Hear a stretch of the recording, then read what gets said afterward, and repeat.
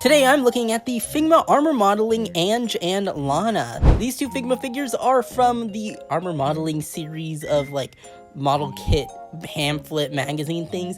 Anyway, I thought these figure designs were super cute and I just wanted to take a look at them, and I got them off of Amazon. They're so adorable and come with a ton of fantastic accessories that you could even use with your other figures. Now, each one of these essentially shares the same body, and the only difference is in the head and the accessories, so I'll be showing both of them at the same time, only swapping out some parts for when you need to see the differences. I love the sculpting, and the way that the jacket billows out and is going off the shoulder is super funny. I will say though that the hat on Lanna is incredibly annoying, and I wish they used the same magnet system as Snail Shell has used on Annalise. It stays on much better, doesn't fly off, but hey, the hat looks nice, it's pretty cute, and is quite unique. The figure itself can have the jacket removed, and all you have to do is remove it from the back and remove the arms because they have it as an off-the-shoulder type of system, and then plug in the non-jacket arms, and they look really nice, very standard for Figma, but it is nice that you have this option included. Now, the arms with the jacket are a bit limited, especially with that upper lip section of the zipper, but at the end of the day, it doesn't really matter because you get enough articulation out of her, though unfortunately that sort of jacket bottom part does restrict the leg movement going out for splits, but she does have good articulation still, and of course if you were to remove the jacket, everything would go much better, as we can see with Lanna. With the jacket removed, the arms can cross over each other and you can get her into a lot more dynamic poses, and I think that her range of articulation is very solid. I do wish she got more of a crunch from that lower ball joint that she has in her torso, and it does kind of get there, but it's almost, it leaves a lot of gaps, and I think they could have done it a little bit better, even though it is the same system that Jada Toys uses, and now that Figma's abandoning it, I think that their articulation is feeling a little worse than it used to do. But with these slightly older figures, you do get that classic Figma articulation scheme, and it still is fairly serviceable and fits into the sculpt quite nicely. Lanna does have that extra ponytail articulation, but otherwise they have identical points of articulation. Now for the accessories, each of them comes with this amazing desk and chair combination, and it just looks really nice. Each of the wheels can turn, not the bottom of it, only where they connect to the chair, but that's still a good little bit of variation that you could do with all of these chairs that you get if you get both of them.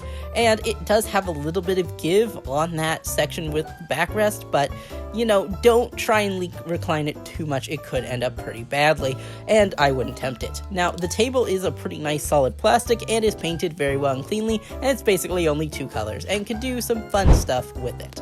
Now, they actually share a bunch of the same hand parts, but that doesn't matter to the point where you do get some unique ones. For example, these open hands and these kind of tool hands with the nippers and an airbrush, really nicely painted, really cleanly sculpted, and they look really accurate. You also get this massive hand that looks really creepy, but it's just to hold the spray can. I love this little thing. Has white on the back and a little print on the front, and that silver paint all around it, and it looks pretty accurate. I wish there was an effect part for it though, but otherwise you get these massive pairs, this massive pair of nippers, and they are really big compared to the figure, but if you were to compare it to a real life nipper, it is a little smaller. It also doesn't quite have that true to life springy feel, but they kind of try and replicate it. One problem with the spring is that it's so short that it basically can only really look right in a couple small poses, but if you ever open it, it just doesn't completely fit in. But that's besides the point. You also get this little extra wrist hinge in case something breaks. Now she has a neutral, a kind of sleeping face, and a winking face. Super cute.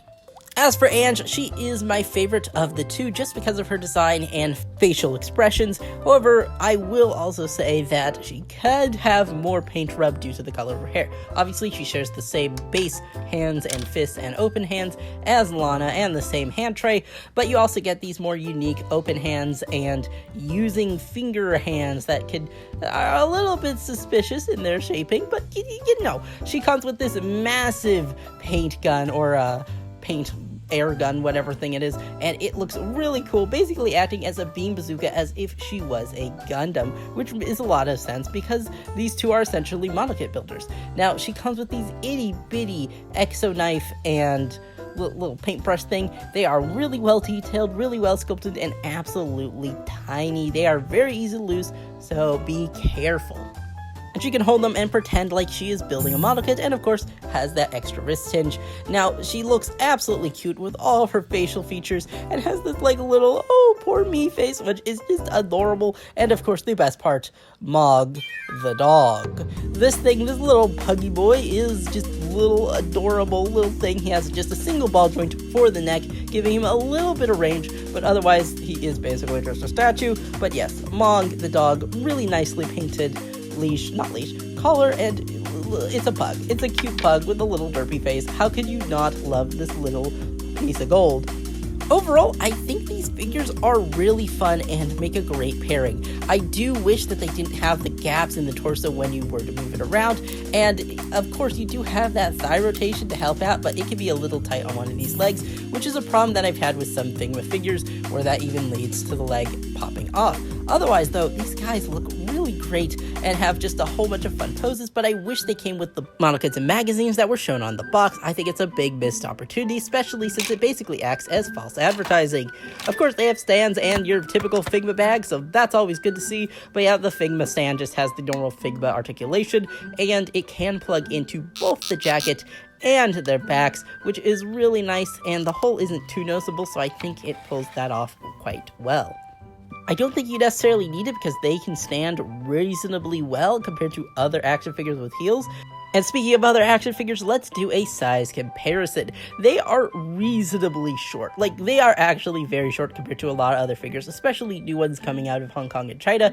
And even next to Figma and Mayfix, these guys are short. So they're more like a 5-inch scale than 6-inch, but does that really matter? They're cute, they're fun, and I highly recommend them, if not for their accessories, for their personality. And of course, Mog the dog.